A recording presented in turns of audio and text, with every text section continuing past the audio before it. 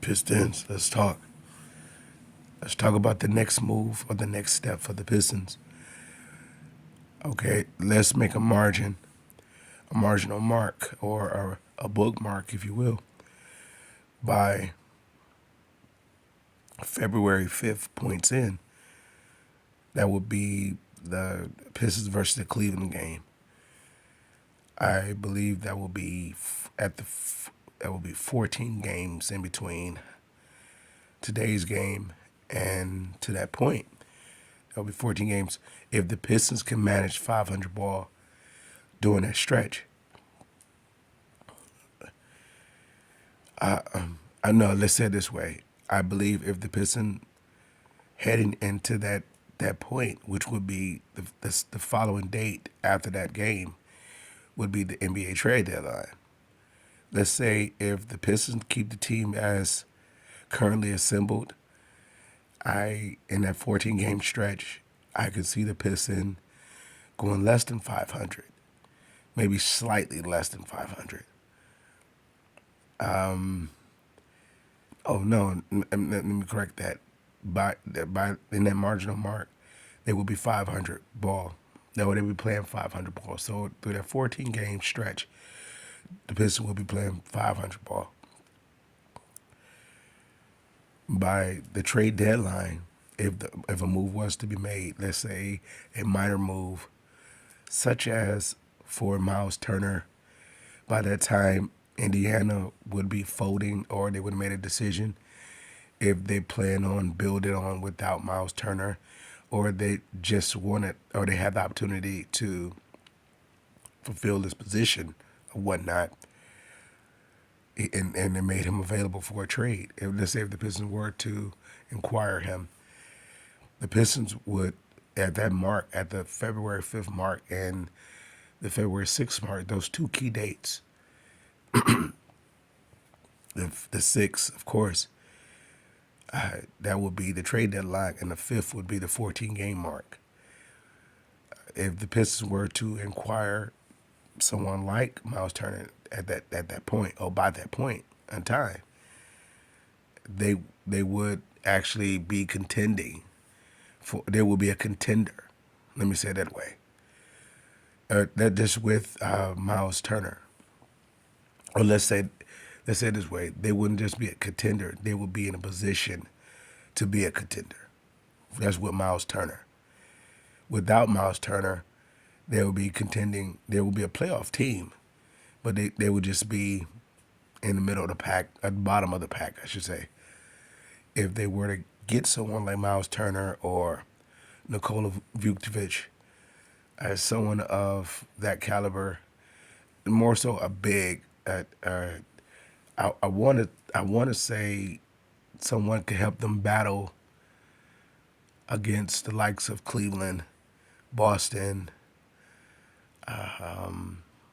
Orlando, where their bigs, once those respectful teams are healthy, they give the Pistons a little bit more fitting. And I say even if the Pistons want to make a run at the gentleman, uh, I want to say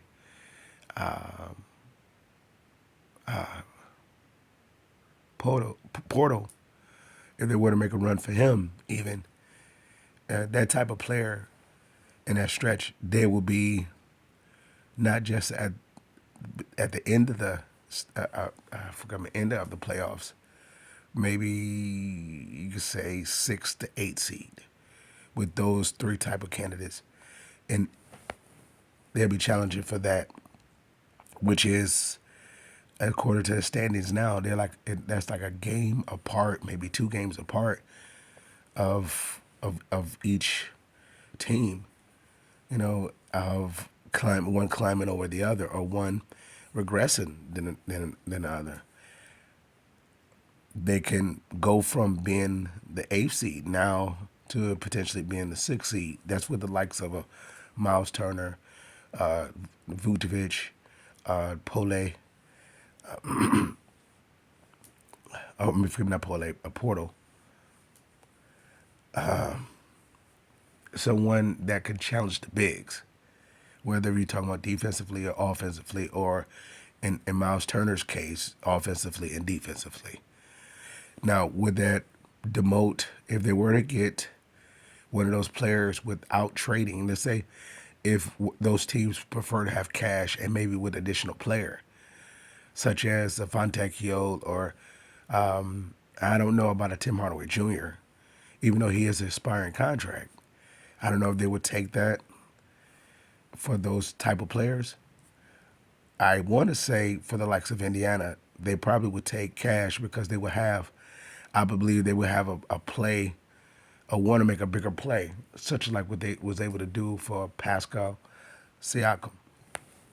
They have they want to aim for a bigger, I don't want to say a bigger star, but more of a star in this in a prime type of replacement for Miles Turner. So they could be looking to move, but they may need some trading capital. They may not want to trade one of their players, or they may have a player of their roster that they can, a young player, they could throw along with the potential Pistons cash and let's say additional player, and they can make a run at another team, and they could probably add a draft pick or so. This is coming from the Indiana standpoint. Indiana is in the same position that the Pistons are in. They at the bottom of the league. I mean, bottom of the, yeah, I would say the bottom of the East. That bottom tier, that is. And only, I say only a move or, how can I say it? I don't know if they can, I don't know if the player is available that is in their prime that can do what Miles Turner can do for them that would catapult them past the point of where they are and to that next tier where you're looking to challenge the likes of Boston and Cleveland and Orlando.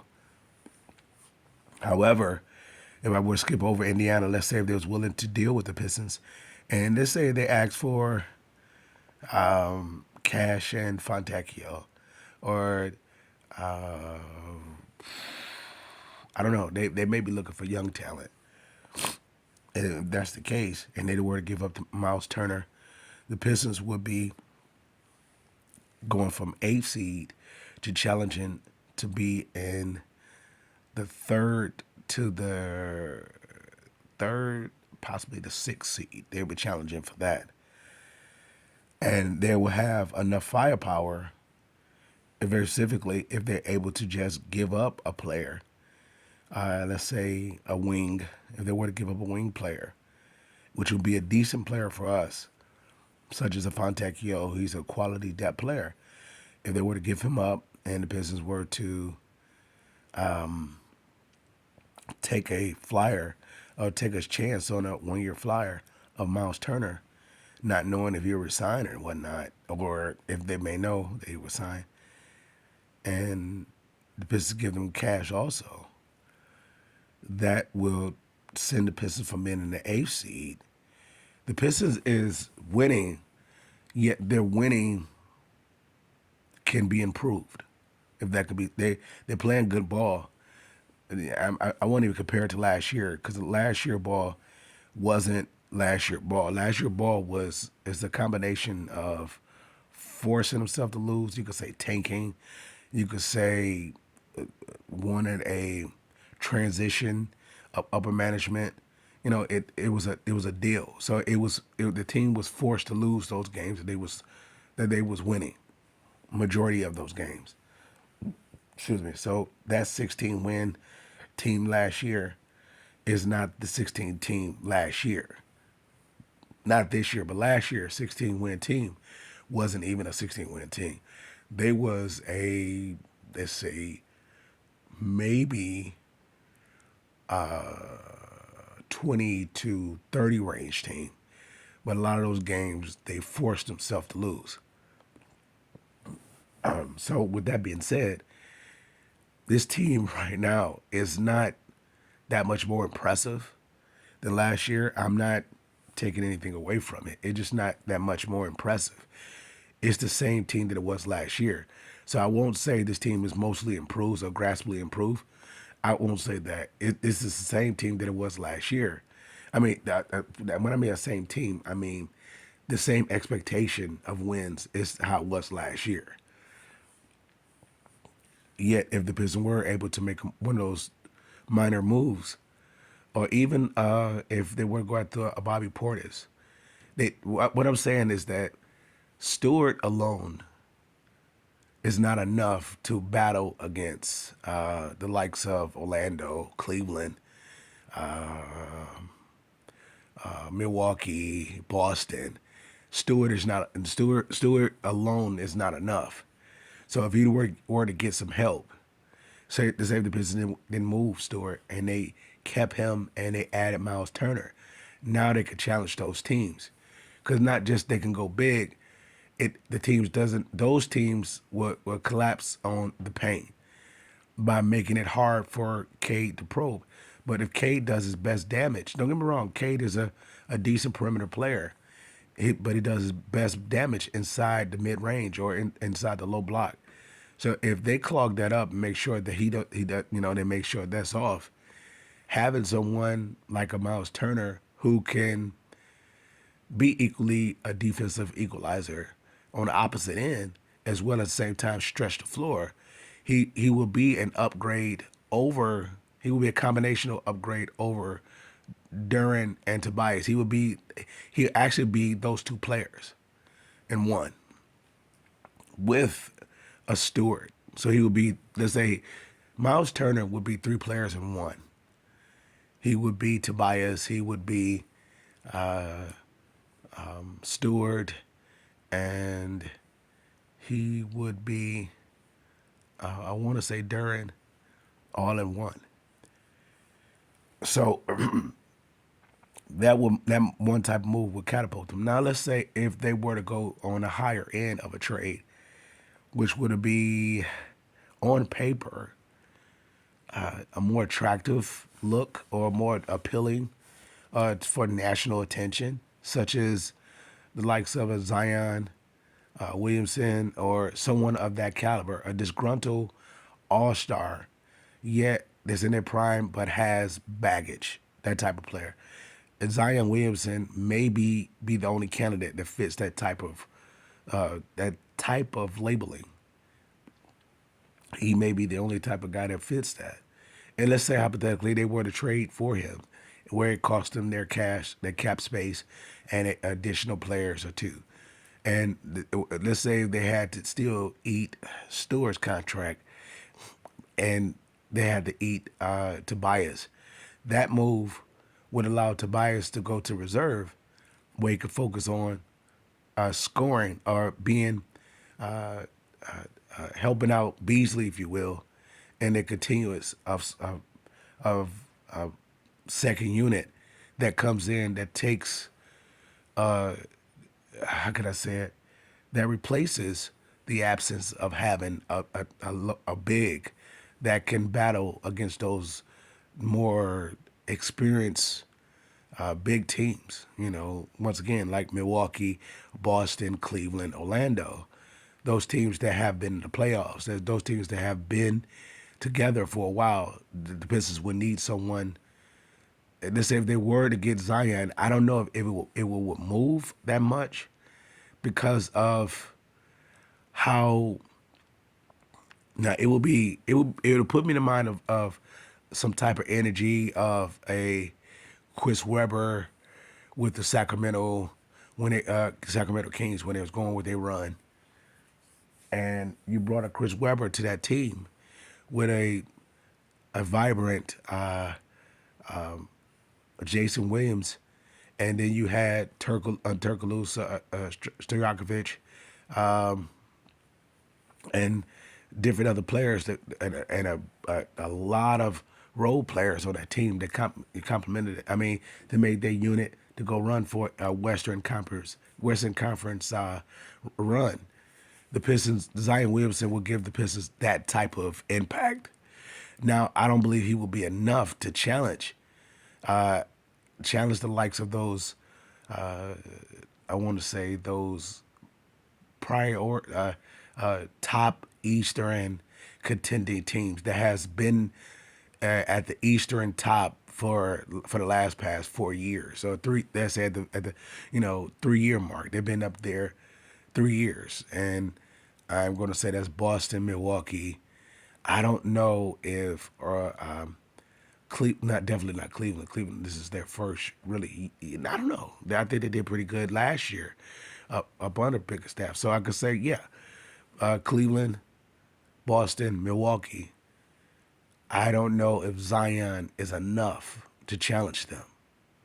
Zion and his staff is enough, but Miles Turner and this at his current roster is able to challenge that.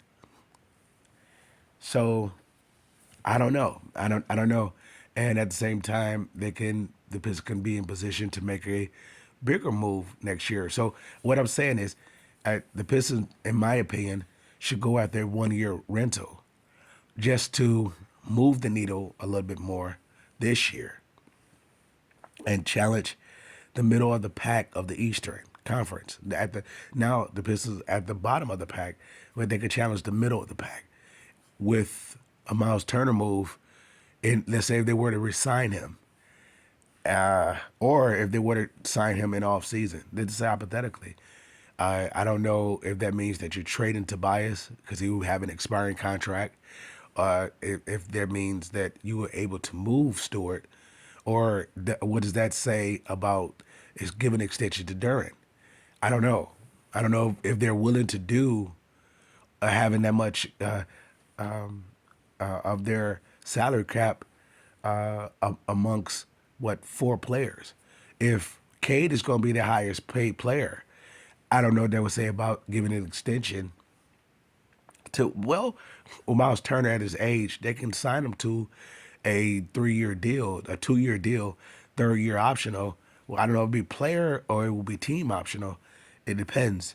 And by that third year, they can get ready to move on from him. If let's say if they gave him a 3 year window, we're gonna give you 3 years to get where we're gonna get you in not just the Eastern Conference contention, yet we'll be challenging to get out of the East, and we'll be challenging to go to the finals. If that they say that's their selling point to Miles Turner for an extension, or even not an extension, for signing him in the offseason, and that third year is a player option or it's a team option. It depends. So that would give them an opportunity by, let's say, if they don't meet that margin, then they can move on from him, and they could also be moving on from Tobias. And if they were to have signed an extension with Duran, Duran is not made to be a focus player. He's made to be a role player. And they can go for a bigger fish that could play next to the likes of a Duran. That would cover up the lapses of a Duran, if you guys get what I'm saying. So the Pistons are, once again, it's pretty obvious to say that they are in good shape going forward. They can play it coy. I mean, they can play it light and safe going into February 6th, or they could be a little bit aggressive, or they could play the safe game. Not the safe game. They could play, let's see what we got till next year game, and get a 1 year rental and have the options open. I want to say, with the Ivy absence, it doesn't change that whole timeline of that type of decision about this team. This team, some people will say this team overachieved. I disagree. This team is the same team that it was last year. The only difference is they wasn't just tanking; they was self sabotaging losses. They was on purpose. Not, taking is like you going for a lottery or something of the such, you know. But this losing last year has nothing to do with that. It was a upper management removal type of losing. We're forcing you out. So, which I understand. I understand. With that being said, you know, this is the same team of last year. So this 500 team now is the 500 team last year. Now to go from being 500, it made the Miles Turner move may move the needle a little bit to go past 500, but not in no, let me change that. The Miles Turner move will be put the Pistons in contention to where they will be able to not get trampled over for the likes of, oh, forgive me, I didn't mention New York when I mentioned those playoff team. Boston, New York, Milwaukee, Cleveland, even Orlando. With Miles Turner with his team, let's say along with a Duran and a Stewart, they could challenge those teams. If you were to add a Zaya to Stewart and excuse me, to Stewart and Duran, they could challenge those teams. But if I was those teams, I wouldn't be intimidated by Zion because we're too long for him, especially the likes of Cleveland. We're too long. We're gonna make him work. In other words, but if I were to get a Miles Turner, I can challenge those teams where it will be they're gonna have to play their best ball to beat us. They may beat us, but they're gonna have to play their best ball. With that being said, Pistons fans, I conclude with that. I salute.